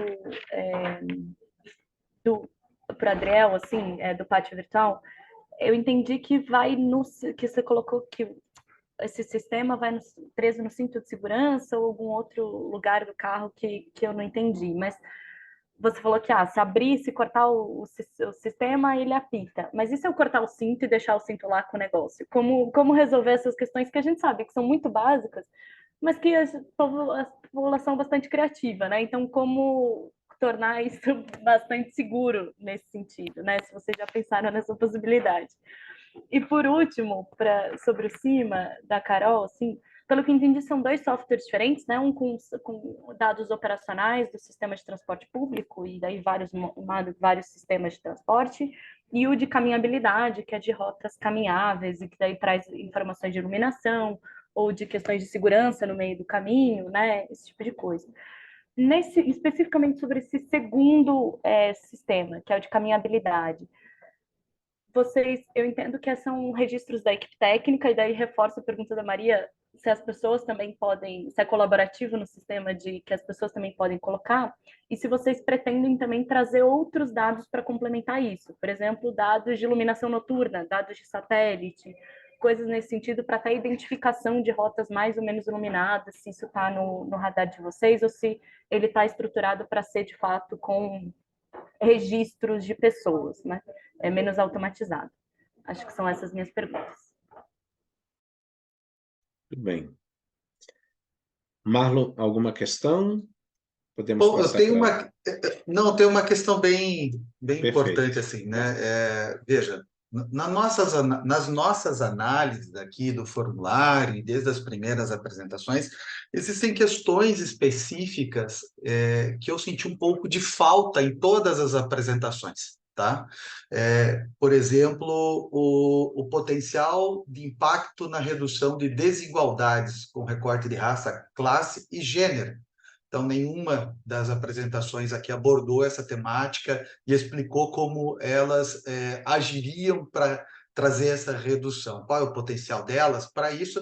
Embora, obviamente, algumas delas elas têm uma aplicação que tem uma relação muito lateral com essa questão. A outra é com relação à promoção do acesso a oportunidades por meio de uma mobilidade urbana equitativa, segura e sustentável. Então, às vezes é sustentável, mas não é segura, às vezes é segura, não é equitativa. Então, assim, faltou um pouquinho de todas as apresentações sobre essas duas nuances de análise que está sobre a nossa responsabilidade como banca, trazer aqui uma avaliação próxima do que nós gostaríamos de ver aqui nessas questões, né? Uma vez que todo esse trabalho que está sendo feito é justamente também para analisar como as pessoas conseguem ter mais acesso e ter um acesso igualitário à mobilidade nos meios urbanos, nas cidades, enfim. Então, tem bastante coisa aí que tem a ver com gestão da mobilidade, algum dispositivo de operação de mobilidade, mas ainda me faltou ver as pessoas na mobilidade. Então, se algum dos apresentadores tem algo a comentar sobre isso, seria bem-vindo. Muito bem, nós vamos seguir a mesma sequência com o Leonardo, o Adriel e a Ana. Cada um terá 4 minutos para responder esse conjunto de questões. Havendo a necessidade, a gente pode abrir igualmente mais um tempinho para cada um, se houver necessidade, mas nós vamos ser firmes com os 4 minutos. E depois das respostas, nós abrimos também para os participantes aqui do nosso painel. Então, Leonardo, 4 minutos para suas questões. Beleza, eu vou pela ordem, né? A Maria perguntou como é que nós estamos pensando na questão da manutenção, instalação, equipe, tudo mais. Bom, a instalação do produto ela é feita junto com o pessoal da própria empresa, da própria garagem. Isso é um processo totalmente normal para eles, que isso aconteça, mas também pode ser feito de forma terceirizada e a gente faz o treinamento dessas equipes. Sobre a manutenção também é super simples. Um simples serviço de funilaria já é o suficiente para poder manter, ou seja, se chocou com alguma coisa na rua, acabou quebrando, o ônibus bateu, enfim, são serviços que são bem comuns até dentro da própria garagem de ônibus, e é claro, a própria limpeza das peças, que é super importante, isso é feito nas garagens geralmente diariamente, beleza? Tainá perguntou sobre comparações de custos de implementação e manutenção do sistema, a primeira parte.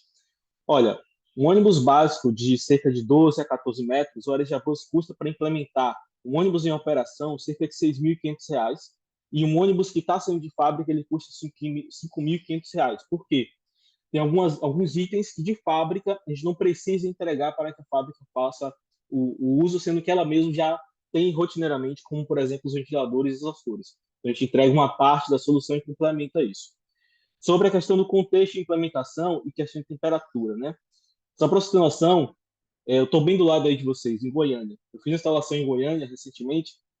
Em Goiânia é um absurdo de calor, faz mais calor até que Salvador. Então, teve dias que a gente chegar a 37 graus Celsius, e mesmo assim, na pesquisa de satisfação que nós tínhamos dentro do ônibus, a cidade a 37 graus Celsius, nós tínhamos pessoas avaliando muito bem. Então, tivemos acima de 90% de satisfação, mesmo com isso. Por que isso acontece? Porque esse nível de ventilação que a gente promove faz com que a pessoa tenha uma sensação térmica melhor.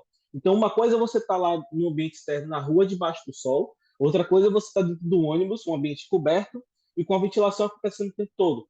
Então, basicamente, é essa a ideia, e esse que é o ponto de diferencial. Não é um ar-condicionado que a gente está propondo aqui.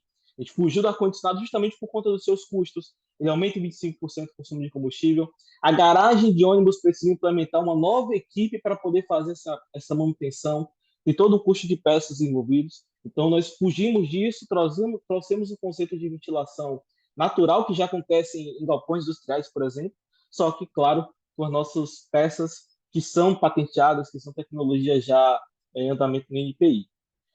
Ok? Bom, e sobre a pergunta do Marlon, né? Redução de desigualdades. Olha, quando a gente fala sobre pessoas, é o ponto principal da pesquisa que a gente sempre faz nos testes que a gente leva nas cidades. Então, todo teste que a gente leva, nós colocamos um QR Code que as pessoas podem avaliar como elas estão se sentindo dentro do carro, justamente porque elas são o foco. Então, ter esse feedback positivo das pessoas falando que estão se sentindo bem é um ponto muito importante para nós. Logo, se elas estão se sentindo bem, o Arejabus ele consegue promover que a empresa de ônibus não tenha que aumentar necessariamente o custo do transporte, porque ela não está implementando uma solução que é muito custosa, você está beneficiando, sim, pessoas de baixa renda, independente de raça, classe e gênero. Claro que o gênero importa muito, como foi falado no início do nosso dia de hoje. E, claro, se você está atendendo a norma, você também está trazendo a solução totalmente segura e sustentável para o meio. Ok? Acho que eu consegui responder todas. Tudo bem, muito obrigado, Leonardo. Adriel, 4 minutos para suas questões.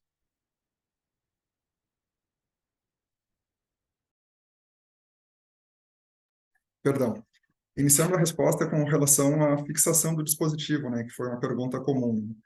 O dispositivo ele tem essa alça que ela é fixa no Isofix, né, na cadeirinha, ali, do ponto de fixação de cadeirinha de transporte de crianças. Aquele ponto ele é um ponto estrutural do carro e de bastante difícil remoção. Eventualmente, se for um carro mais antigo, que ele não tem Isofix, a gente opta então pela instalação do cinto de segurança, né, que seria um outro ponto. Como a Tainá falou, sim, a população é criativa. Para tirar esse dispositivo, certamente vão tentar. Assim como acontece também com a tornozeleira eletrônica, né, que acabam, de alguma forma, retirando. Esse dispositivo, se ele for cortado, ele gera um alarme para a central. Se ele tiver movimentação, ele também gera alarme na central, porque ele tem um acelerômetro interno e outros sensores que conseguem informar isso. E uma forma combinada da gente verificar que esse veículo não está circulando em municípios onde tem um sistemas de câmeras de OCR, a gente consegue fazer uma fiscalização combinada, porque a gente pode entrar com a placa do veículo numa lista de restrição de circulação. Então, se esse veículo passar por um dos pontos de câmera de OCR, vai ser informada que aquela placa deveria estar no pátio virtual. Então, essa é uma das formas adicionais para a gente tentar fazer esse controle. Então, fixação no Isofix ou cinto de segurança e esses métodos alternativos que eu acabei comentando aí. Sobre a pergunta do Marlon, né, sobre a questão da igualdade e o impacto para a sociedade, né? Como eu falei, isso vai agilizar bastante a fiscalização da prefeitura e vai aumentar o potencial de arrecadação da prefeitura. E ela pode usar esse recurso que veio desses veículos irregulares, que de certa forma é uma minoria, para que ela possa aplicar em projetos diversos da cidade, tanto para educação, para mobilidade, para transporte público e para qualquer outro projeto que ela entenda que possa mitigar essa questão da desigualdade. A gente, então, o contexto flexibiliza e facilita a fiscalização da prefeitura para que, de forma indireta, ela consiga aumentar a arrecadação e esse recurso, então, responde também a parte da sustentabilidade, né? Daí que ele se sustenta e ele consegue aplicar em outros projetos para a sociedade, beneficiando todos os cidadãos. Acho que era isso, acho que eu consegui responder todo mundo. Também com relação à segurança, só um item que faltou aqui, né? A segurança, por óbvio, é o veículo fora do pátio e na segurança do seu proprietário, e que também ele é o responsável pela conservação daquele veículo perante a autoridade da Blitz também. Era isso. Obrigado. Obrigado, Adriel. Ana Carolina, por gentileza. Tá, eu vou só mostrar rapidinho aqui de novo a tela, só para responder melhor as perguntas. Então, a primeira pergunta estava questionando se a gente tem uma rede social para a região norte, né?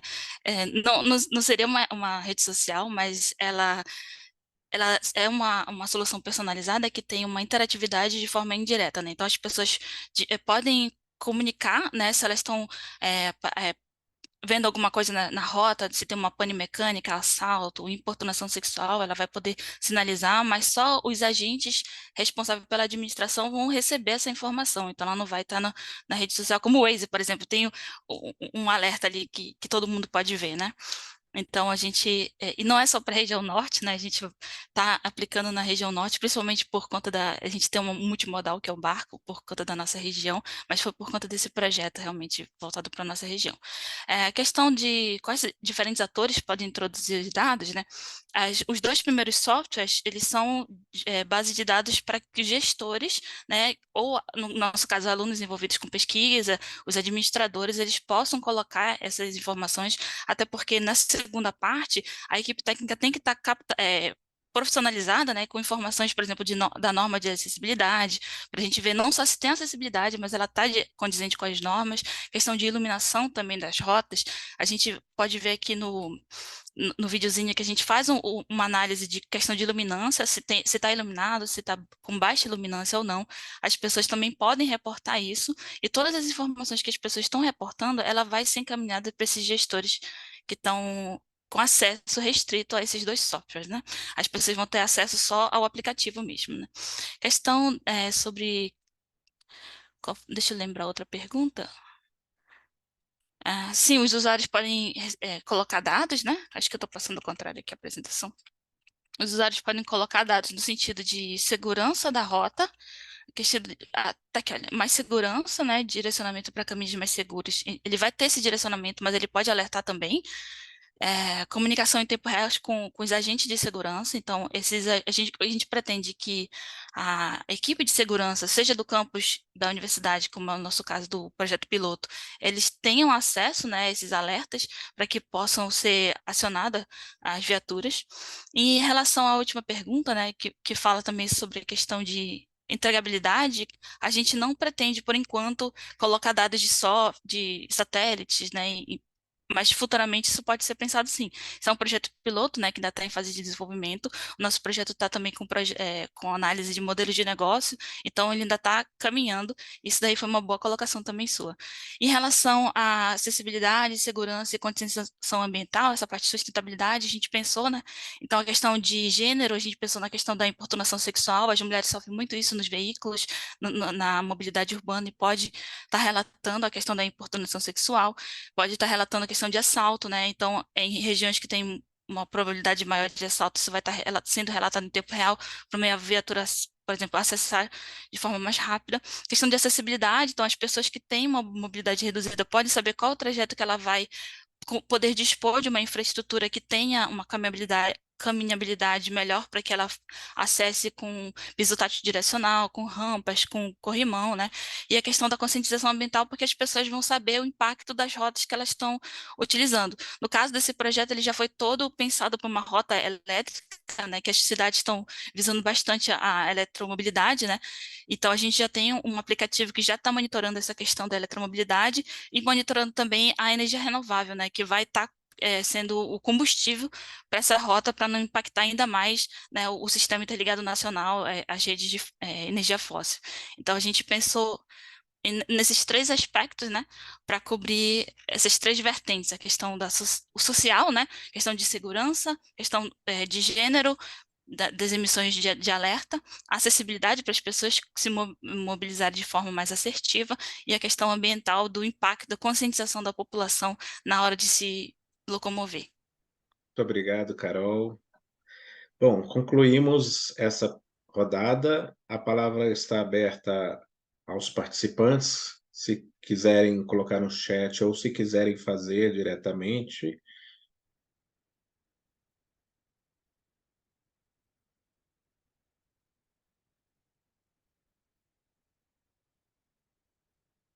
Deu uma?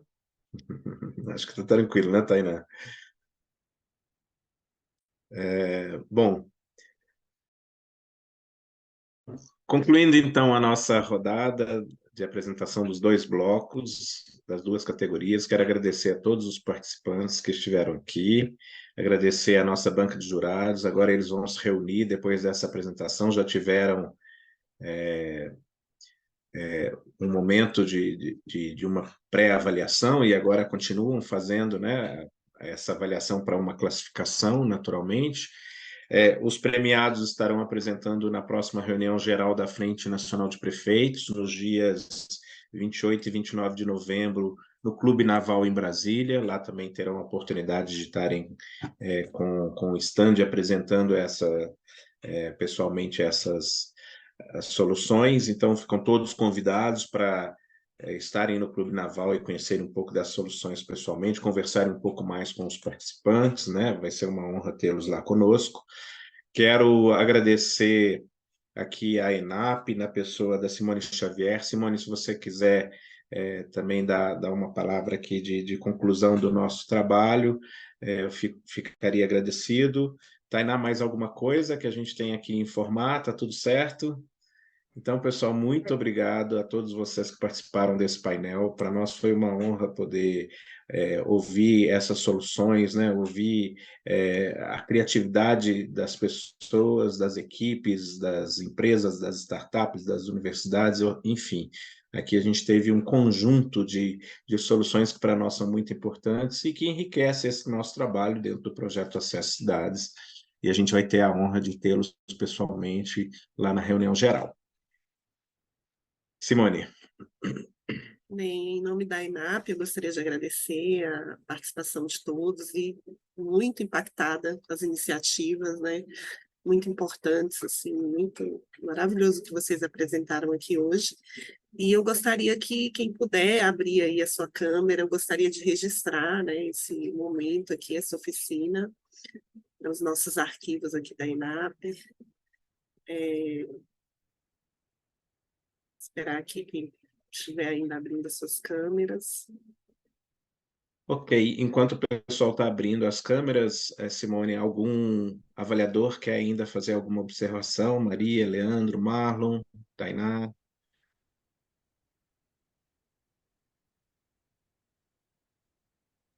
Só agradecer mesmo, obrigada, e nos vemos na reunião geral. Muito bem. Ainda tem gente abrindo a câmera. Pessoal, Ok. quero agradecer aí a oportunidade de estar com vocês, a honra, né? Quem somos nós, né? Para estarmos aqui avaliando, colocando peso no trabalho de outras pessoas tão aficionadas e interessadas no bem das pessoas, né? As cidades, elas são construídas por uma gestão, mas elas são destinadas às pessoas. Então, assim como diz o nosso prefeito aqui em Curitiba, Rafael Greca, a inovação só é válida quando ela se torna um processo social. E na medida em que vocês trazem soluções como essas, aquece nosso coração, brilha nossos olhos e nos faz acreditar que conseguiremos, sim, cada vez mais tornar as cidades ambientes mais palatáveis, agradáveis, igualitários e cada vez mais coabitáveis, né, como sociedade. Então, obrigado, uma boa tarde, sucesso a todos. Muito obrigado, Marlon. Mário Lopes, vamos lá. Só agradecer novamente, eu sou Mário Lopes, trabalho aqui na FNP, como o César comentou, e também sou interlocutor do Fórum de Gestores Municipais de Inovação, da FNP, que é o Fórum Novas Cidades, inclusive o Marlon está representando também. E dizer que, como o Marlon comentou, né, a inovação ela precisa disruptir, né? Que, na verdade, é romper o status quo, romper a realidade. E parabéns a todas e a todos os envolvidos e todos envolvidos nessa grande iniciativa do Acesso Cidades, mas também aqueles que se dispuseram a estar conosco, também contribuindo para um mundo melhor e para as cidades mais ainda inclusivas e sustentáveis. Bem, muito obrigado, Mário. Bom, pessoal, assim encerramos e agradecemos a todas e todos pela participação aqui no painel do Acesso Cidades dentro da Semana de Inovação da ENAP. Um grande abraço a todos vocês e um bom dia